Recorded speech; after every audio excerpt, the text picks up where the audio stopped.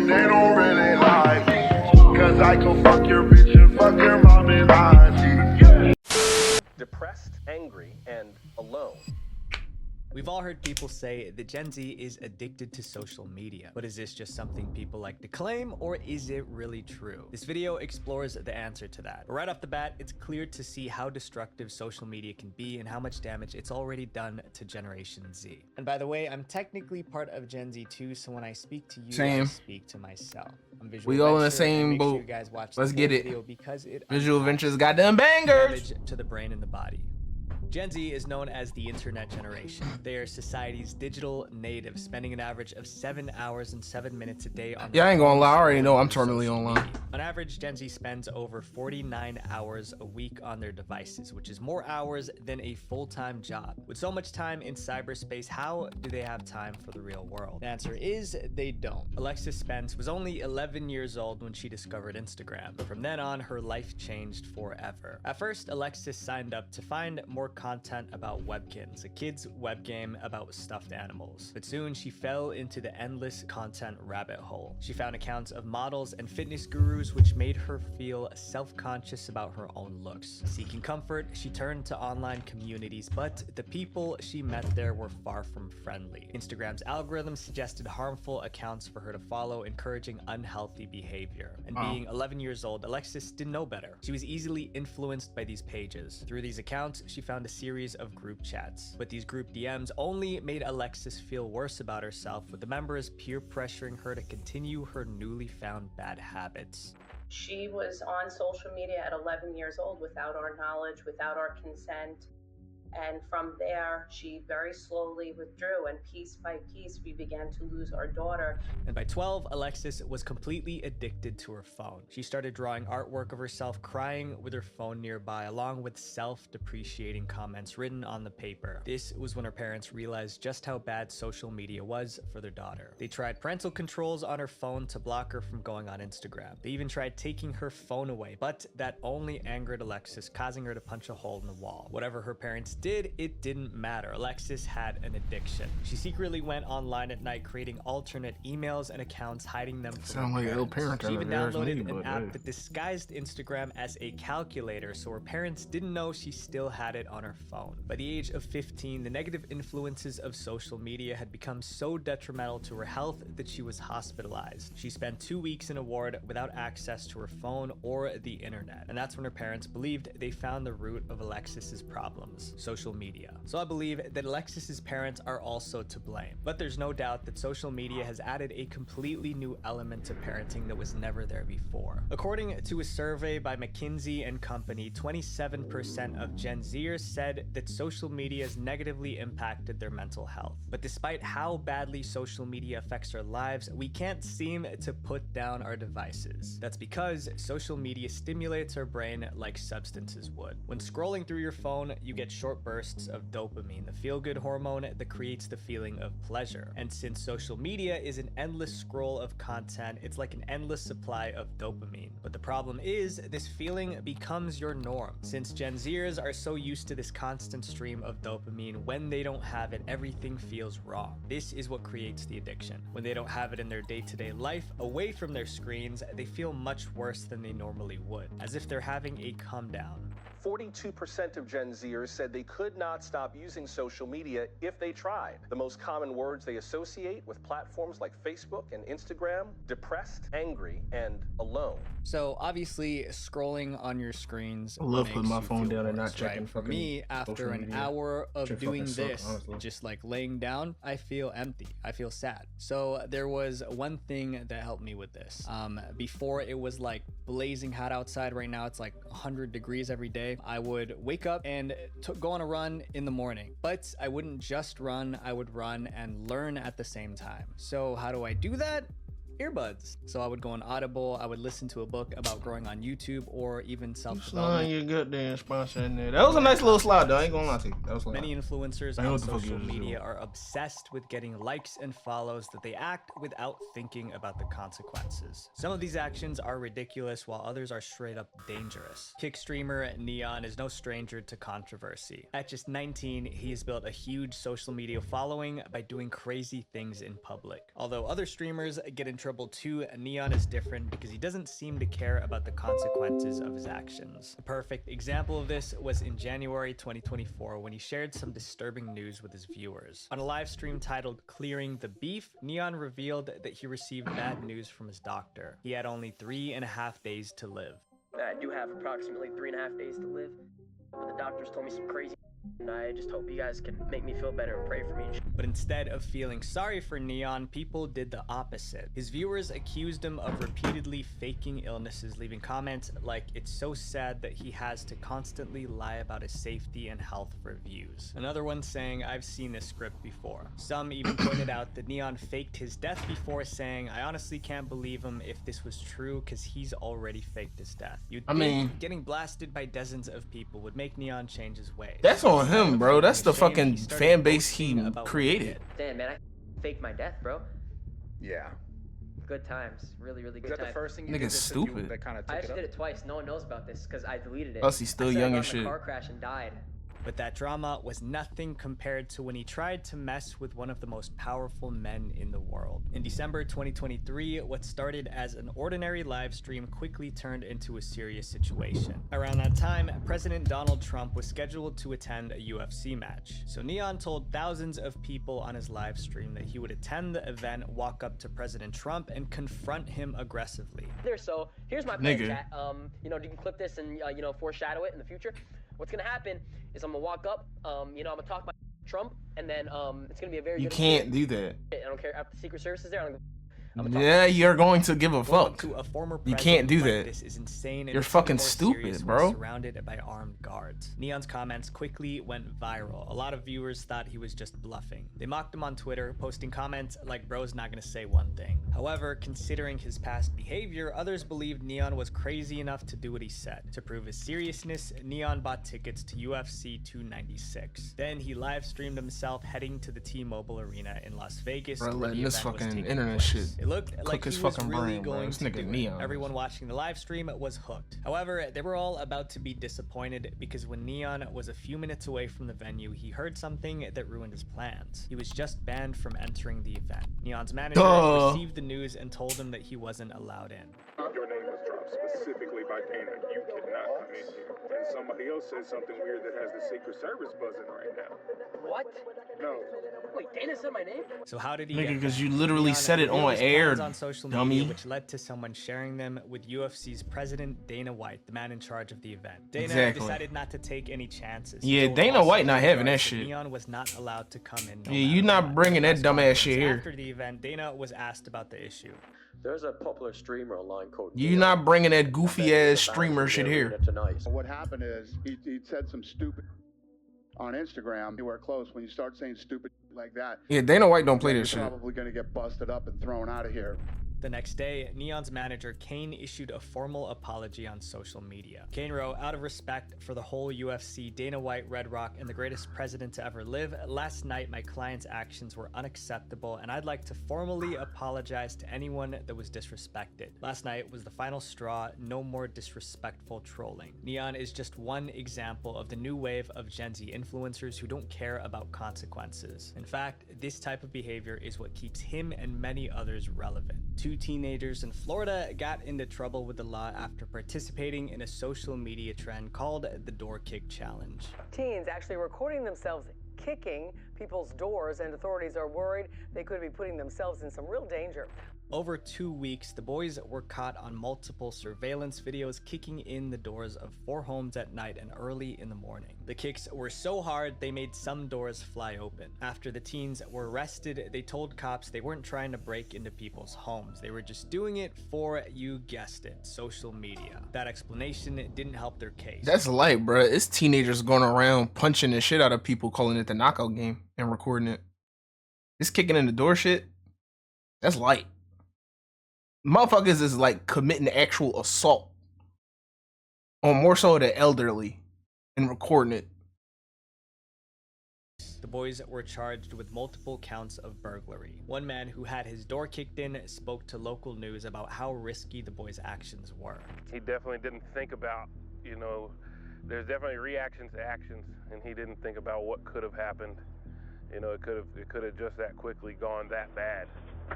But again, all for clicks and views, right? The obsession with social media not only leads to reckless behavior, but also distorts our perception of reality. We're constantly bombarded with photos of people showing off their best lives when in reality, it's fake. The fake and filtered generation. With green screens, filters, and some editing magic, you can pretend to have the dream life that people aspire to have. But what's the cost of blurring the lines of reality and fantasy? In 2019, the beauty industry generated around $532 billion. This shows just how much society cares about physical appearance. Being beautiful can be expensive. Makeup, haircuts, plastic surgery, beauty and all that shit. matter. That shit This is why some dummy people expensive. turn to cheaper, more accessible alternatives to improving their look. Alternatives that can be found inside your phone. Ever since digital photos were popularized in the 90s, editing photos has become the norm, but it's since evolved past fixing lighting and removing pimples. Now you can change your entire face in seconds.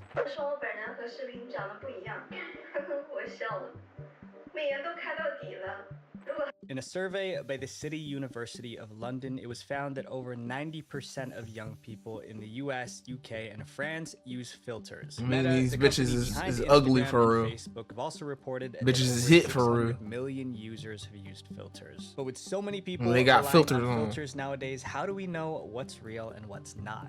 The latest viral TikTok filter is Bitches called out here look Stir. like It Beetlejuice has and users shit. divided over the way But they it got instantly that fucking changes filter how on to they hide look it. compared to what they see in reality.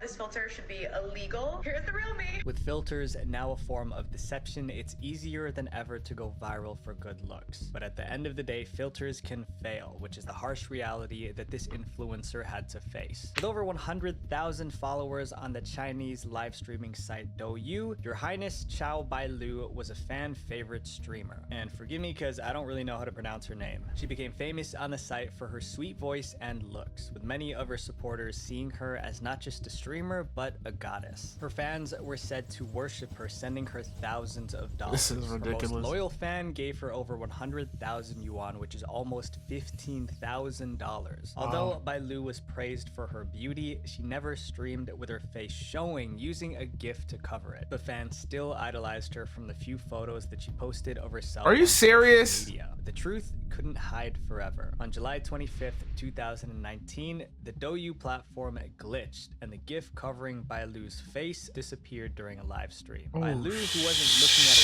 face, continued the stream as normal. Oh shit. Slowly, she started realizing that something Yo. Her viewer and follower counts kept dropping until she had no choice but to find out the root of the problem. Nah. She realized that her real face was being broadcasted to her viewers. Dickhead. The beautiful woman that fans had been obsessing over didn't exist. Dickhead. Bailu filtered herself to the point where she looked like a different person. To make things worse, she also lied about her age, appearing to be in her 20s or early 30s, but she was actually 58 years old. Insane.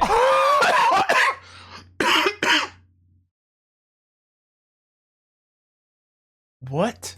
Not only did Bailu filter her pictures, she also made false claims. During her live streams, she would entice viewers to send money by setting donation goals to see her face. She would make comments like, "I can't show my face until I get a certain amount because I'm a good-looking host." Some That's fans crazy. donated over $14,000 worth. Just I should be try learning from the fucking game right now because I don't use Facecam neither. Lie, and fans were not I should be happy. soaking Many up game right ended now. up unfollowing her or requesting refunds for the donations that they gave her. She was even banned off platforms like Weibo after the controversy. But your face isn't the only thing you can change. In fact, editing your body is just as easy and sometimes even harder to detect. Karina Irby is a fitness influencer with over 1.3 million followers on Instagram. She shows off her workout routines, lifestyle content, and most notably, body positivity. Her most popular Instagram posts are pictures of her in bikini showing off her cellulite and other so-called flaws. In these posts, she would always encourage her followers to embrace their natural selves and not fall victim to societal beauty standards. She has built her entire online presence around being open, transparent, and honest with her viewers. She's even made a post calling out people who photoshopped themselves, where she did a side-by-side comparison of her photos with and without editing. In the caption she wrote, "We create Yo, unblur the picture. Let me see the that. change you want to see. But words are just Let me get a good look. In this Let me make case, sure. Karina's actions revealed that she may not be who her fans thought she was. This has to be the biggest amount of hypocrisy I've ever come across in doing these stories. Welcome to the show, Karina Irby. On May 10th, 2023, John Dorsey, otherwise known by his online handle GoobU2, posted this video exposing Karina for editing her photos. John is a content creator and fitness coach himself, and his content focuses on telling the truth behind popular influencers in the fitness space. John did an analysis of her posts and found something surprising. He spotted multiple editing fails where tables, walls, and other structures near her waist area were bent, alleging that they were morphed. John They also gotta goes be on to because that shit criticize was sitting. Karina for being a hypocrite who openly bashes people who edits their photos while she does the same thing. He also calls her out for building a brand on being real yet being fake herself. Like most internet controversies, Karina's Photoshop fails were soon forgotten. But a few months later, on October 1st, 2023, John returned with yet another video on Karina. A body positive influencer that has been outed for editing her photos on my page again? Karina Irby.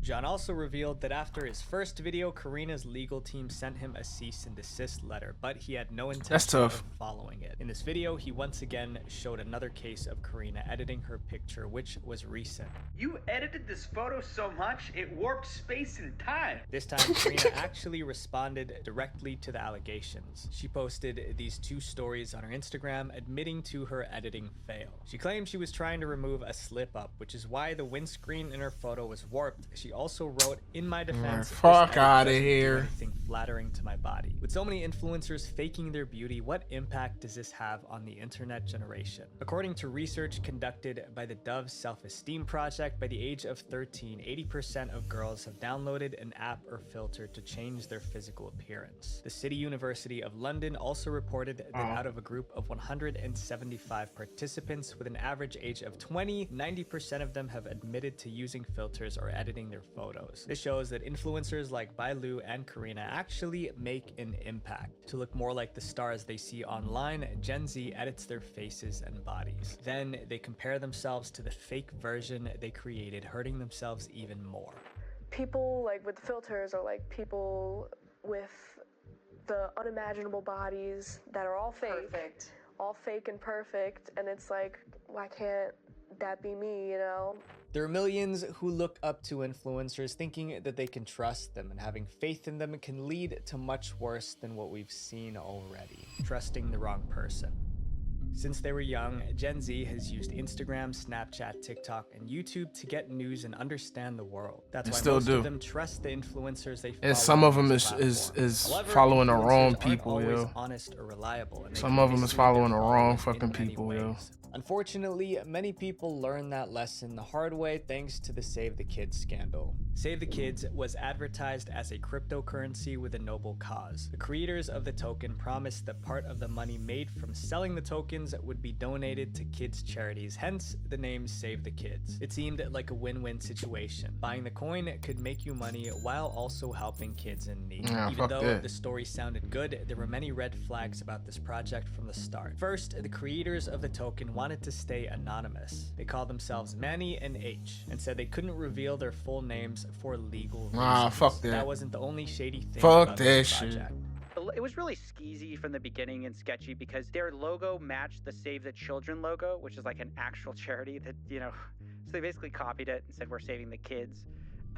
Like a knockoff brand. Of course, after so many stories of crypto scams, Gen Z was skeptical about investing in a new token with anonymous founders. However, all that skepticism disappeared when Save the Kids was endorsed by several social media influencers.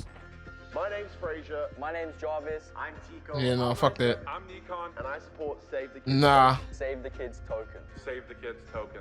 Bruh, as soon as you seen fucking Rice Gum, bro, you should have known what the shit was. Influencers. Each of them had millions of followers who trusted their advice. Samurai had 27 million followers. Rice Gum had 18 Nah, bro, as soon as you seen as soon as you seen Rice Gum, bro, you should have known what this shit was. They're telling their fans, if you're a fan of me, you're gonna be a fan of this coin. Many followers trusting their idols decided to buy the coin. Most of Crazy. these fans being teenagers. The price of the coin started to rise as more and more people bought it. However, it soon became obvious that the project was anything but trustworthy. Shortly after the token launched in June 2021, something strange happened. Within days, the price of the token fell from 2 cents to less than half a cent. And by July, the price dropped to around 0.0013. Price of a brick This sudden going drop in down. the price of a popular token could only mean one thing. It was a pump and dump scheme. The first day it pumps. Crazy. And immediately it dumps all the way to negative 90%.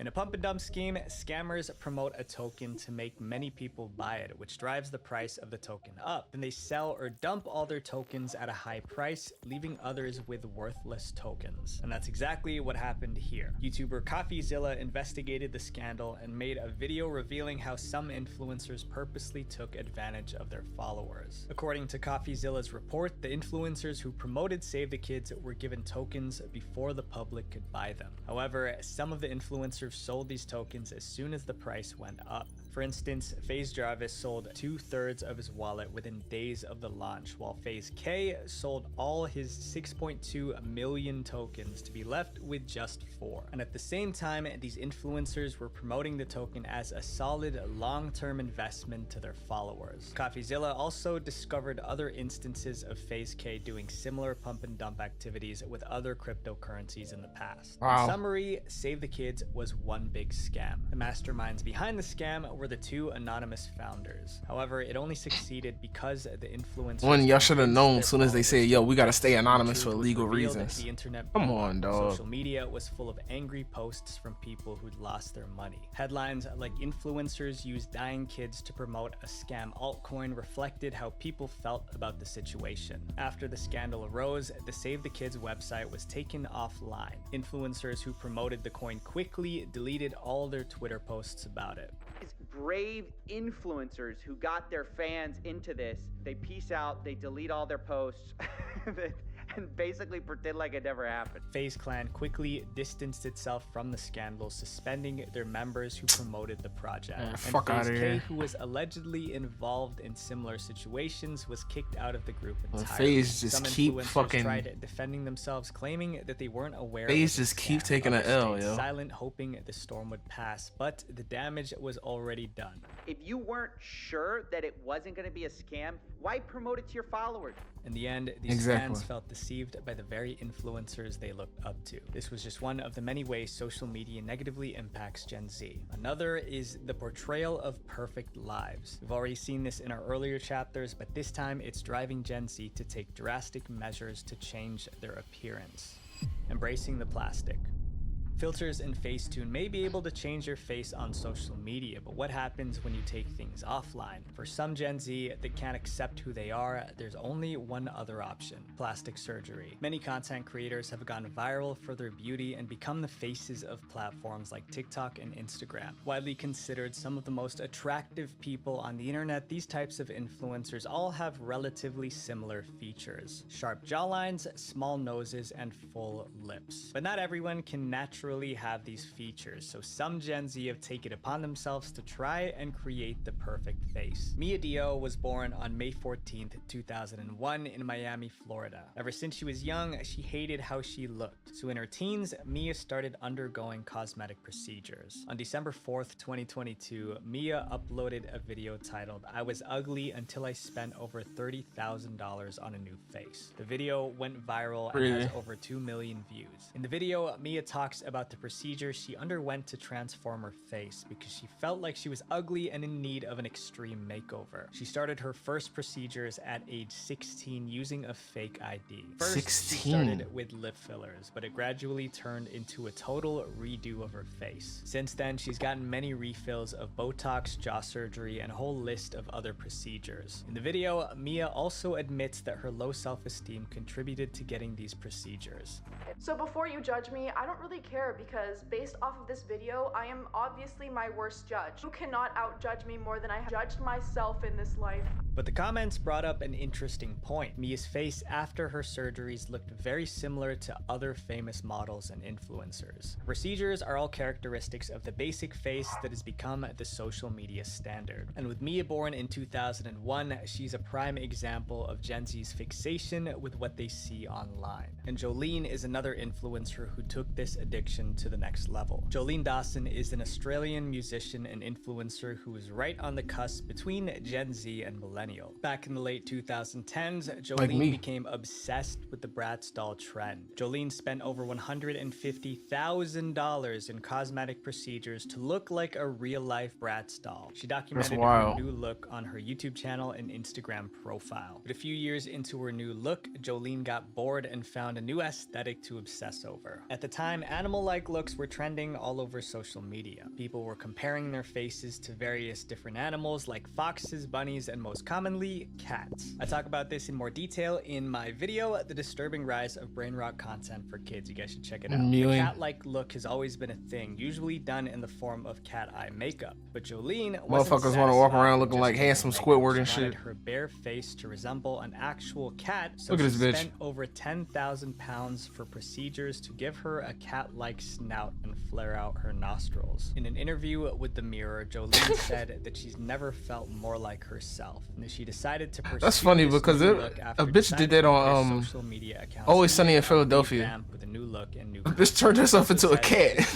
Transformation can inspire young people. It's ridiculous to think that she's inspiring. She remind me of that fucking character. In a good way. That's funny as shit. That Jolene's way of life isn't sustainable. It's expensive. When beauty trends shift, what's stopping Jolene from getting more procedures to fit the new look? With so many influencers on social media boasting about plastic surgery, Gen Z has also found themselves in the surgeon's chair. In the American Society of Plastic Surgeons 2023 report, it showed that plastic surgery procedures are on the rise mainly because of Gen Z, with 25% of Gen Z reporting that social media had a negative impact on their self-image. It's no surprise that so many of them have sought out extreme methods to try and love themselves. But there's another side to Gen Z, the other half of people who don't care about how they look. Now this problem is much worse.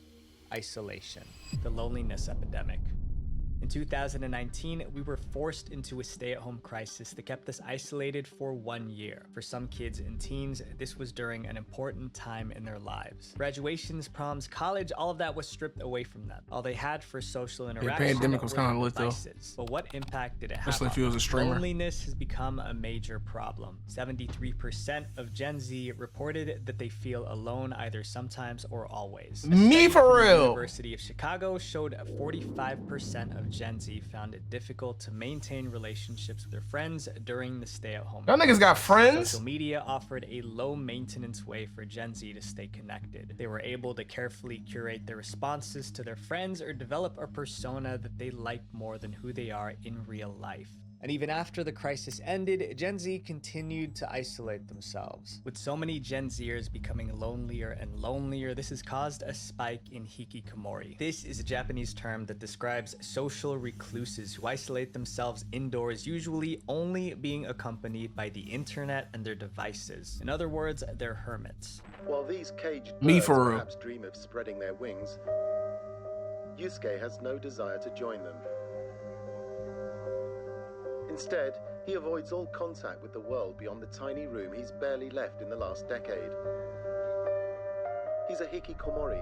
Originally a phenomenon from Japan, the hikikomori. Bro, I don't even like answering my fucking phone. America too, with a subreddit dedicated to it with over 16,000 followers. Hikikomoris use services like food delivery apps and find remote work so they can spend months, if not years, without leaving their houses. What's interesting to me that shit is hard that to find a remote job though, I'm not gonna people lie. on house arrest hate it, but hikikomoris prefer it. It said that there are an estimated 1.5 million hikikomori in Japan right now. For North America, The number isn't clear, however, hikikomori videos have started trending on platforms like TikTok. Due to spending all of their time confined in their rooms, they have poor social skills. Their only access to the outside world is via the internet, which isn't what the real world looks like. And studies show that spending more time on social media increases the risks of psychological issues like loneliness, especially in teenagers. Isolation poses real dangers. For lonely Gen Z, forming genuine connections is challenging, so they turn to the internet. With AI's rise, almost anything can be generated in minutes. And Gen Z is well aware of that, with 36% of them using generative AI for work within the past year. But many use this technology for personal reasons. In January of 2023, Twitch streamer Atrioc... Yo, dog, this shit was wild.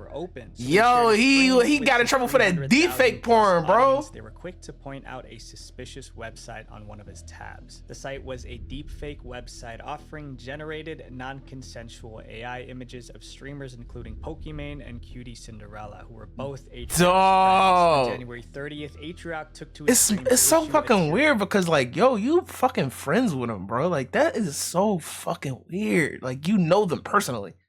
That is so fucking weird. Full apology. He's since taken action to try and get websites like this taken down, but this content is almost impossible to eliminate. With AI content being so common on social media, Gen Z is getting more desensitized to its impact. Some people even turn to these AI art looks so ugly. For a relationship. 75% of Gen Z are single, and more specifically, over 60% of men aged 18 to 30 are single, compared to only 30% of women in the same age range. Of this number, 1 in 5 men also report to not having a single close friend. But it's me for real connection. And even if Gen Z men can't get it in the conventional way, they'll still seek it out in other forms like AI. Friend, it's an AI girlfriend. So it learns from you. It learns what you like and what you don't. That shit is ass. Pictures you like, what kind of an AI girlfriend is so fucking ass, bro. That is like next level, bottom of the barrel down bad. Are they perfect for people who struggle with dating, but they're also fully customized. Down bad, you suffering. The Build-A-Bear for girlfriends, which in this loneliness epidemic sounds like the perfect solution. Nigga, I'd rather play Persona 5 and just date my favorite bitch. Released in November 2017, have a fucking AI girlfriend. is an AI chatbot that lets users form relationships with AI avatars called replicas. Over the years, Replica has rapidly grown in popularity. It's estimated that the app had over 2 million active users in 2023, with 500,000 of them being paying users. Aside from just chatting, Replica also has features like augmented reality, letting users place their replicas into real-world scenes using their cameras. I'm in a great mood, actually.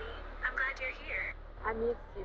I miss you too. Yeah, dog, this is some nut ass shit. Conversations. They can engage in intimate chats via text or photos, making users see them more than just chatbots, but romantic partners. On the Replica subreddit, countless users admit they've fallen in love with their replicas. Dog, I ain't with none of that. How I did ain't with these none of people that. get to AI this point? The friend answer shit. lies in Replica's clever marketing strategy. Many Replica ads have popped up all over social media platforms that promote the app. I'll be seeing them too. I'm fucking Replica is able to make a definitely profit some from capitalizing super off down socially bad loneliness isolated shit. Gen Z. And with 79% of Gen Z feeling exhausted from traditional dating apps, programs like Replica become way more attractive. You can get all the benefits of talking to a romantic partner without needing to put in as much effort. And if you're interested to know more about this, I'd rather epidemic, start I up a also fucking created stream and video talk on to the myself like there's a rise bunch of AI people in here. girlfriends.